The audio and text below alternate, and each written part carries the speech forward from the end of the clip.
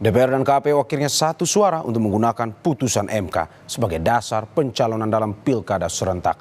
Apakah akan ada kekuatan lain untuk mengubahnya lagi? Kita bahas bersama peneliti utama Badan Riset dan Inovasi Nasional BRIN, Profesor Siti Zuhro. Selamat sore, Prof. Terima kasih sudah bergabung di Rumah Pilkada sore ini. Prof, setelah revisi undang-undang pilkada dibatalkan oleh DPR kemarin, pilkada serentak akan mengikuti putusan MK PKPU-nya. Apakah mungkin, Prof, ada kekuatan lain lagi yang bisa mungkin mengubahnya atau keputusan MK ini final dan juga mengikat? Ya, secara peraturan ya, memang itu bersifat final and binding kan gitu ya. Jadi mengikat tentunya, sudah final dan mengikat dan itu diikuti. Dan itu yang terjadi selama ini, tidak ada langsung pembatalan ya, apa respon yang dilakukan oleh institusi politik seperti lembaga tinggi negara kita yaitu DPR RI selama ini ketika ada judicial review lalu direspon ya. Itu terutama kalau kita mengacu pada saat-saat kita menyongsong pemilu yang lalu di mana terjadi juga MK memutuskan gitu ya perubahan umur bagi calon wakil presiden. Itu satu contoh, meskipun dengan perdebatan dan polemik yang luar biasa yang akhirnya juga MK ya memutuskan untuk katakan gitu memberikan penalti berupa sanksi terhadap ketua MK karena lalu diturunkan menjadi hanya anggota, tidak boleh lagi menjadi ketua seperti itu, tapi respon dari DPR tidak ada. Prof, berarti termasuk Perpu pun tidak bisa menggoyang putusan MK ini? Seharusnya seperti itu ya. Jadi memang kita menyepakati. Jadi hasil reformasi itu antara lain membentuk ya Mahkamah Konstitusi, dan Mahkamah Konstitusi dibentuk tidak lain dan tidak bukan untuk mengawal bagaimana praktek kita berkonstitusi itu dilakukan secara benar. Lah, dalam konteks itulah maka memang gitu ya dibunyikan bahwa amar keputusan Mahkamah Konstitusi dalam hal ini itu final and binding kan gitu. Lah, ketika final and binding lalu ada respon yang sangat tangkas ya, sangat cepat oleh DPR seperti itu, yang intinya adalah lalu dengan kata langsung itu menolak gitu ya amar keputusan Mahkamah Konstitusi, maka disitulah ada resistensi, ada protes, ada demonstrasi kepada tentunya DPR RI sebagai lembaga tinggi negara, wakil rakyat katanya, Dewan Perwakilan Rakyat yang dianggap lalu melanggar gitu ya, secara hukum itu melanggar. Mengapa itu dilakukan? Nah, Oke, Prof, berarti Anda mau mengatakan bahwa sampai tanggal 27 Agustus hari pendaftaran pilkada, bahwa sudah tidak ada lagi aturan yang menggoyang keputusan MK sehingga PKPU bisa berdasarkan dari putusan MK. Itu yang Anda mau tegaskan maksudnya? Iya, memang ada penegasan seperti itu ya. Kita dengarkan bahwa baik dari DPR RI maupun lembaga eksekutif ya, pemerintah dalam hal ini menyepakati bahwa pilkada akan dilakukan sesuai dengan amar keputusan Mahkamah Konstitusi. Tapi tetap saja kita was-was gitu ya. Karena apapun ya kita melihat ya, politik ini berjalan sangat dinamis, sangat tidak pasti, sangat tidak menentu gitu ya. Apapun bisa terjadi di tengah jalan. Interupsi semua tahapan-tahapan pilkada serentak ini sangat subject to change itu. Kesannya seperti itu.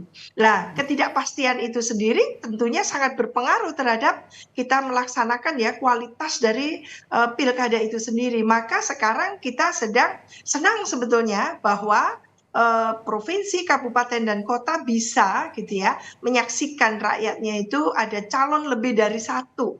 Maka calon tunggal itu menjadi katakan gitu kemungkinannya itu menjadi sempit kalau dengan ada keputusan dari Mahkamah Konstitusi seperti itu. Tadi Anda mengatakan bahwa masih was-was. Apa sebenarnya yang ditakutkan, diragukan? Karena Anda tadi juga mengatakan bahwa sebenarnya putusan MK final dan mengikat dan Perpu tidak bisa.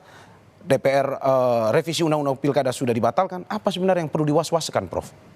Iya, Ini kan masih ada ikhtiar sebetulnya, ada usaha-usaha yang luar biasa ya, karena koalisinya ini kan koalisi besar. Ya, Di tataran nasional, kabinetnya itu juga akan berkoalisi secara besar. Jadi pemerintahan baru nanti itu koalisinya besar sekali, hanya menyisakan satu partai, yaitu PDI Perjuangan. Demikian juga kelihatannya diinginkan gitu, diharapkan bahwa koalisi tadi itu paralel ya, tidak kohabitasi dengan yang terjadi di provinsi, kabupaten, dan kota. Maka mereka berusaha untuk menciptakan adanya koalisi besar di provinsi, kabupaten, dan kota agar pembangunan yang dilakukan atau keputusan-keputusan yang dilakukan itu tanpa ada kendala. Kan itu sebetulnya. Tapi kalau keputusannya benar, kalau keputusannya merugikan rakyat, lantas siapa yang mengingatkan?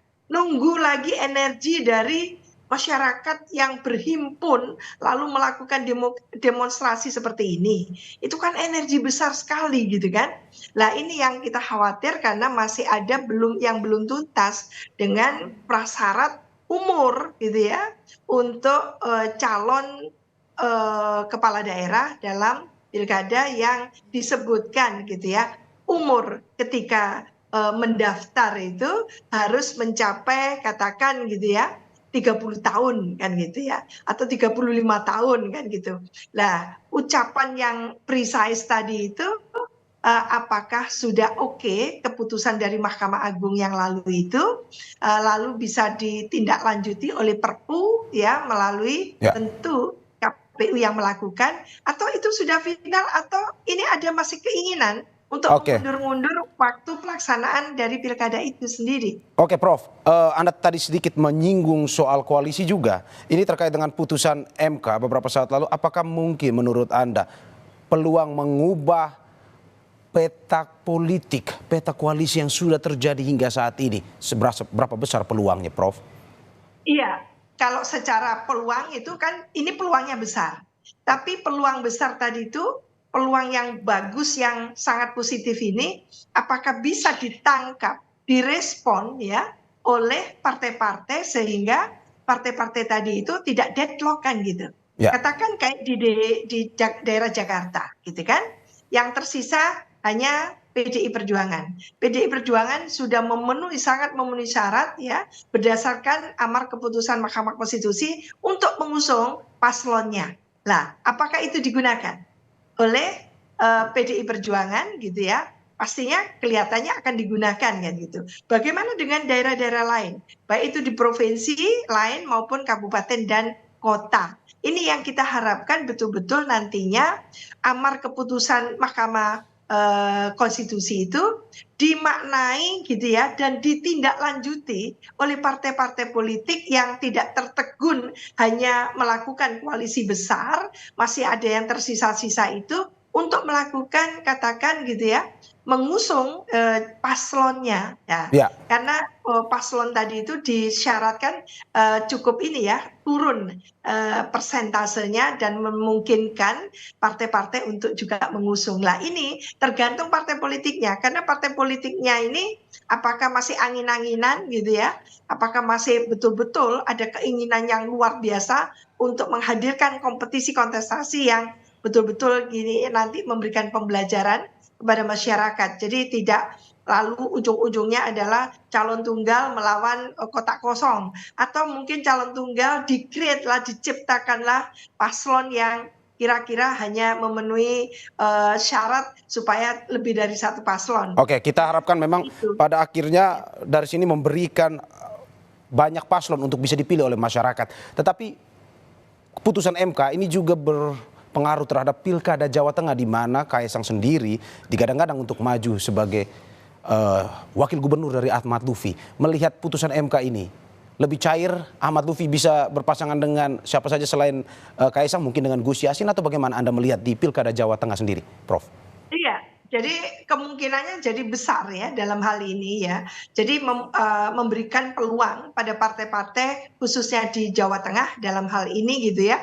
Tidak hanya terpaku pada Lutfi dan Kaisang gitu ya, tapi juga calon-calon lain harusnya bermunculan. Saya yakin ya daerah sebesar Jawa Tengah, dan tentu ini basisnya basis politiknya PDI Perjuangan gitu ya. Biasanya itu banyak kader-kader yang yang oke gitu ya. Nah, silahkan saja diusung dalam hal ini. Jadi PDI Perjuangan dalam hal ini sangat bisa mengusung. Lalu mungkin dari partai lain yang ada di sana yang khususnya yang memenuhi kuota gitu ya, kursi di Jawa Tengah itu juga mengusung. Jadi tidak terpana saja pada Lutfi dan Kaisang. Seharusnya seperti itu. Nah, Ahmad Lutfi dan Kaisang ketika saat ini sesuai dengan putusan MK, Kaisang mungkin tidak akan bisa melanjutkan, tetapi peluang antara Kaisang sendiri untuk bisa maju apakah memang sudah benar-benar tertutup setelah putusan MK ini atau bagaimana menurut Anda, Prof? Keputusan MK ini kan hanya menurunkan ambang batas ya, threshold untuk pilkada. Yang tadinya 20% kursi di DPRD gitu dan 25% kursi suara gitu menjadi turun sampai ke di bawah 7% kan gitu. Berarti ini kan kemungkinan memberikan peluang. Ibaratnya hampir semua partai bisa mengusung gitu ya. Kalau mau sendiri-sendiri, mau berkoalisi kan itu. Maka termasuk apakah partainya Kaisang, PSI dalam hal ini juga memiliki kursi yang katakan sudah memenuhi plafon yang diturunkan tadi itu. Lah kalau itu halnya pastinya bisa kan gitu. Berarti apa menurut Anda, Prof? Apakah ini ada hubungan dengan Kaisang tadi sudah mengirimkan surat terkait dengan pengurusan untuk mendaftar di Gubernur Jawa Tengah atau tidak sebenarnya, Prof? Ya tentunya semakin memberikan peluang ya.